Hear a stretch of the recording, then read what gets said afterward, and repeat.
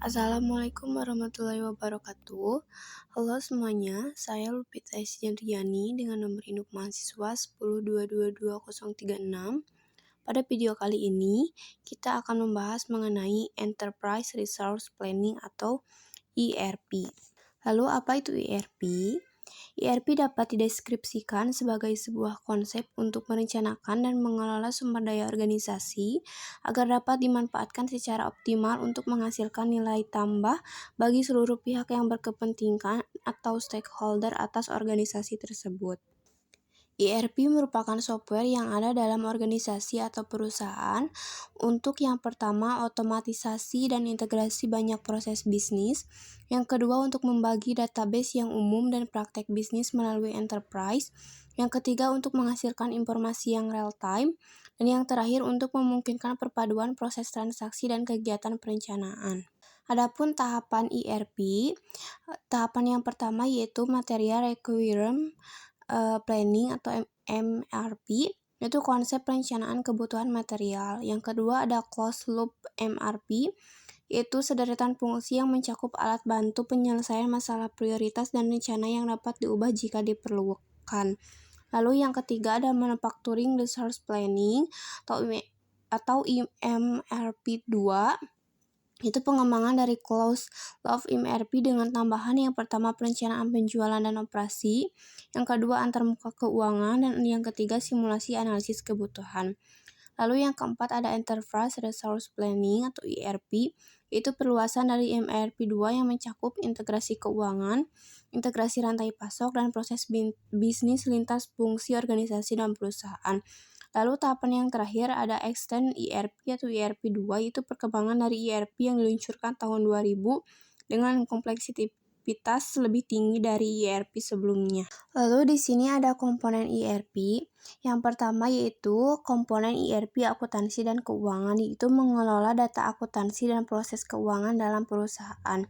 Lalu yang ketiga ada komponen ERP produksi dan manajemen, bahan menangani berbagai aspek perencanaan dan pelaksanaan produksi. Lalu yang ketiga ada komponen ERP SDM, yaitu melacak informasi karyawan, termasuk penggajian, tunjangan, kompensasi, dan penilaian kerja. Lalu yang keempat ada komponen Extend ERP, yaitu Intelligent Business, Customer Relationship, manajemen atau pengelolaan hubungan dengan pelanggan, supply chain management atau manajemen rantai persediaan, dan e-business.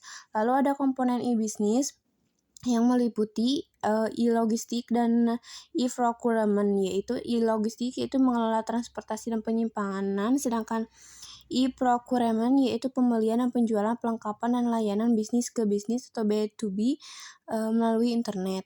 Lalu di sini ada manfaat dari ERP. Yang pertama yaitu menawarkan sistem terintegrasi di dalam perusahaan, sehingga proses dan pengambilan keputusan dapat dilakukan secara lebih efektif dan efisien. Manfaat yang kedua yaitu memungkinkan melakukan integrasi secara global. Manfaat yang ketiga yaitu menghilangkan kebutuhan permutakhiran dan koreksi data seperti yang terjadi pada sistem yang terpisah. Yang selanjutnya yaitu memungkinkan manajemen mengelola operasi dan tidak memonitor saja, dan lebih mampu menjawab semua pertanyaan yang ada. Yang selanjutnya itu membantu melancarkan pelaksanaan manajemen rantai pasok serta memandukannya. Lalu yang selanjutnya memfasilitasi hubungan komunikasi secara internal dan eksternal dalam dan luar organisasi. Yang selanjutnya dapat menurunkan kesenjangan antara pemrograman dengan cara perawatan sistem yang sah. Lalu yang terakhir dapat menurunkan kompleksitas aplikasi dan teknologi. Lalu di sini ada keuntungan dan kelemahan ERP. Untuk keuntungan yang tersendiri, yang pertama ada akurat data, yaitu integrasi data keuangan dan standarisasi data dan informasi. Yang kedua ada faster decision making, yaitu seperti misalnya penurunan inventory level, pengulangan personel, dan lain sebagainya. Yang ketiga ada lower operation cost, yaitu standarisasi proses operasi. Yang selanjutnya ada BIR compliance, yaitu pemenuhan terhadap kewajiban perusahaan atas pendapatannya. Dan yang terakhir ada seamless business operation, yaitu integrasi dan transportasi di antara aktivitas dan lokasi. Adapun kelemahannya, yang pertama yaitu terbatasnya kostumisasi dari software ERP. Yang kedua, sistem ERP yang sangat mahal. Yang ketiga yaitu sulit beradaptasi dengan alur kerja. Yang keempat yaitu sistem dapat terlalu kompleks. Dan yang terakhir, data dalam sistem ERP berada dalam satu tempat. Nah, adapun implementasi ERP, di sini yang pertama ada The Big Bang, yaitu strategi penerapan seluruh modul dalam paket ERP secara simultan di seluruh fungsi perusahaan. Yang kedua ada step by step atau phase approach, yaitu melakukan implementasi sedikit demi sedikit. Tahap selanjutnya berkonsentrasi mengimplementasikan modul yang terkait. Lalu yang ketiga ada small bang atau pilot approach, itu pembuatan model implementasi pada salah satu seat atau fungsi perusahaan sebagai pilot project. Lalu di sini ada kendala implementasi dan memilih sistem ERP. Yang pertama untuk kendala implementasi ada teknis, yaitu masalah bahasa dari model hard copy menjadi display. Lalu kendala yang kedua ada budaya, yaitu menuntut perubahan, contohnya selalu update data. Dan yang ketiga yaitu politik. Ada beberapa kendala, yaitu seperti kendala dari dalam atau luar departemen IT, dan karyawan IT merasa pekerjaannya akan hilang.